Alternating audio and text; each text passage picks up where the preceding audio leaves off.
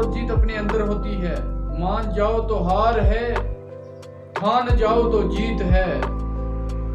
हम वहां तक अच्छे हैं जहां तक लोगों के मुताबिक। हम तकलीफ भूल जाते हैं मगर हमारी आंखें कभी वो मंजर नहीं भूल सकती। कपड़ों से नहीं, अपने अखलाक से अच्छे दिखें। हुस्न अखलाक ही सब कुछ है। जिस तरह नमक जख्म पर तकलीफ देता है, इसी तरह आपके अच्छे अल्फाज भी किसी के जख्म पर मरहम की जगह काम देते हैं।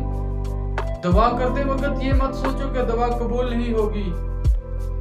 ये खदशात तो हमारी जात के हैं। अल्लाह तो बहुत बड़ा है।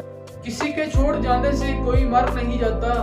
वो अलग बात है कि हम ख्वाहिशात करना छोड़ देते हैं। शख्स बनकर नहीं, शख्सियत बनकर रहें ताकि मर जाने के बाद आप लोगों के दिलों में जिंदा रहें। अल्लाह की मोहब्बत तो वो है कि जो सीख जाता है वो जीत जाता है। आजमाइश इसलिए होती है कि ताकि बंदा अपने रब के बहुत करीब हो जाए।